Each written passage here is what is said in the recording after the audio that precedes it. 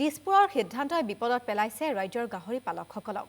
অসমৰ গাহৰিৰ বজাৰ থাইলেণ্ডৰ CP গ্ৰুপক দিয়াৰ হঠকাৰী সিদ্ধান্ত দিছপুৰৰ, যি সিদ্ধান্তৰ বিৰুদ্ধে জাঙুৰ খাই উঠিছে গাহৰি পালকসকল। শিৱসাগৰৰ ফুলপানীচিঙাত পশুপালন বিভাগৰ বিৰুদ্ধে গাহৰি পালকৰ বিক্ষোভ। আৰু এই সন্দৰ্ভতে সবিশেষ তথ্যৰ বাবে এই মুহূৰ্তত আমি আমগুৰিৰ পৰা সমীৰণ দুৱাৰাৰ এক প্ৰতিবেদন আগবঢ়াইছো। থলুৱা গাহৰি পালকক ভাতে মৰাৰ ষড়যন্ত্ৰেৰে ৰাজ্য চৰকাৰে যি CP গ্ৰুপক গাহৰিৰ যি ব্যৱসায় গটোৱাৰ যি সিদ্ধান্ত গ্ৰহণ কৰিছে তাৰ বিৰুদ্ধে ইতিমধ্যে থলুৱা গাহৰি পালকসকল শংকিত হৈ উঠিছে।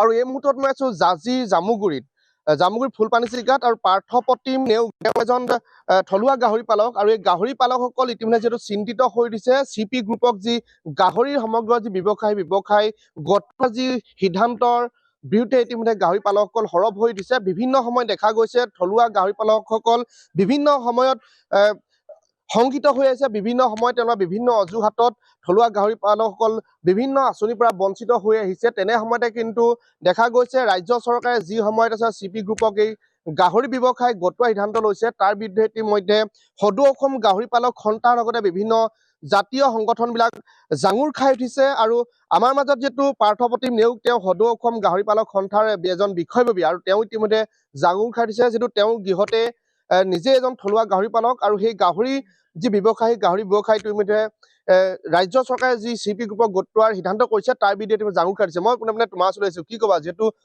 যিটো ইতিমধ্যে CP গ্ৰুপক গটোৱাৰ সিদ্ধান্ত লৈছে তাৰ বিৰুদ্ধে আপোনালোকে যিহেতু বিভিন্ন সময়ত সৰব হৈ আহিছে, এই মুহূৰ্তত কি ক'ব? আচলতে আমি এই চৰকাৰখনৰ পৰা মানে এনেকুৱা এটা আমি সিদ্ধান্ত বা এনেকুৱা এটা খবৰ পাম বুলি আমি ভবা নাছিলো।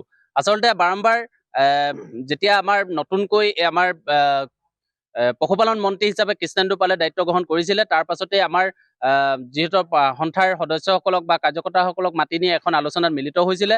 আৰু যে মিলিত হোৱাৰ সময়ত তেওঁলোকে ধুনীয়াকে স্পষ্টভাৱে কৈছিলে যে থলুৱা গাহৰি পালকসকলৰ সমাধানৰ ক্ষেত্ৰত বা যিসকলক ASFত ক্ষতিগ্ৰস্ত হৈছে তেওঁলোকক সাহায্য প্ৰদান, লগতে লোনৰ প্ৰদান আৰু আদি কৰি বিভিন্ন ধৰণৰ কল্যাণমূলক আঁচনি লৈ গাহৰি নিবনুৱা যুৱক যুৱতীসকলক আগুৱাই লৈ যাব এই ক্ষেত্ৰখনৰ যোগেদি।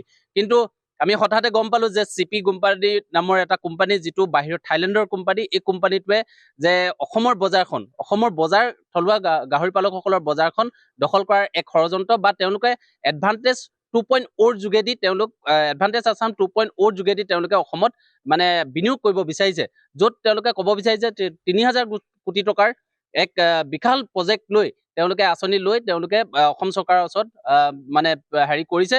আৰু যিটো ইতিমধ্যে অকমান হলেও আপোনাৰ গ্ৰীণ চিগনেল দিয়া দেখা গৈছে আমাৰ মুখ্যমন্ত্ৰীয়ে। গতিকে আমি ইয়াক তীব্ৰ প্ৰতিবাদ জনোৱাৰ লগতে আমি নিজে শংকিত হৈ পৰিছো যে আমাৰ যদি এতিয়া আমাৰ দৈনিক এটা আমাৰ ডাটাবেছ আমি যদি ডিপাৰ্টমেণ্টৰ পৰা আমি পোৱাৰ তথ্য মতে 2019 চনৰ সমীক্ষা মতে যে আমাৰ অসমত প্ৰতিদিনে প্ৰায় 4000 কেজি আপোনাৰ মাংসৰ প্ৰয়োজন হয়। তেতিয়াহ'লে 4 টন আমাৰ প্ৰতি দৈনিক দৰকাৰ হয় মাংসৰ চাহিদা।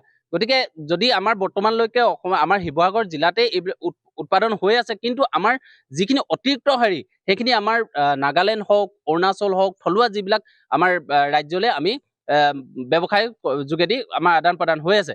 গতিকে কিন্তু এই ক্ষেত্ৰত যদি আমাৰ এই গাহৰি পালকসকলৰ যিখিনি মজুত থকা গাহৰি সেইখিনি যদি আমাৰ বিক্ৰী কৰিব নোৱাৰা এটা অৱস্থা হৈ যায়, তেনেহলে আমাৰ পালকসকলৰ কি হ'ব? আমি কি হ'ব লাগিব? তেওঁলোকৰ বনাই দিয়া ফাৰ্মত আমি মাত্ৰ গু চফা কৰি মাত্ৰ তাৰ বিনিময়ত আমি 2 টকা পইচা পাম। কিন্তু আমাৰ হাতত এই বজাৰখন নাথাকিব য'ত আমি দাম নিৰ্ধাৰণ কৰিব নোৱাৰিম, য'ত আমাৰ হাতৰ পৰা পোৱালিৰ দাম নিৰ্ধাৰণ কৰিব নোৱাৰিম। এটা নিৰ্দিষ্ট থাকিব, মাত্ৰ আমি গু চফা কৰিহে পইচা 2 টকা ল'ব পাৰিম। হয়, নিশ্চিতভাৱে থলুৱা গাহৰি পালকসকল শংকিত হৈ উঠিছে, যিটো আমি দেখুৱাইছো NKTV দৰ্শকক। তেওঁলোক কেনেধৰণে CP গ্ৰুপক যি গটোৱা সিদ্ধান্ত লৈছে গোটেই গাহৰি ব্যৱসায়টো, তাৰ বিৰুদ্ধে ইতিমধ্যে গাহৰি পালকসকল শংকিত হৈ উঠিছে, তেওঁলোক উদ্বিগ্ন হৈ উঠিছে। মই তোমাৰ ওচৰলৈ কিবা যে তুমি এজন গাহৰি পালক, মানে ইয়াৰ পৰা তুমি কি ভাবিছা? লাভৱান হ'ম বুলি ভাবিছা নে মানে লোকচানৰ সন্মুখীন হ'ম বুলি ভাবিছা? সম্পূৰ্ণ লোকচানৰ সন্মুখীন হ'ব লাগিব, কিয়নো বহিৰাগত কোম্পানী CP গ্ৰুপক যেতিয়া গতাই দিয়া হ'ব, আমাৰ লেখীয়া সৰু বৰ পালক আমি বহুখিনি ধ্বংস হৈ যাম। আৰু আপোনাৰ কি হ'ব, আপোনাৰ সম্পূৰ্ণ আপোনাৰ মাৰ্কেটটো আপোনাৰ ব্ৰইলাৰ লেখীয়া হ'ব।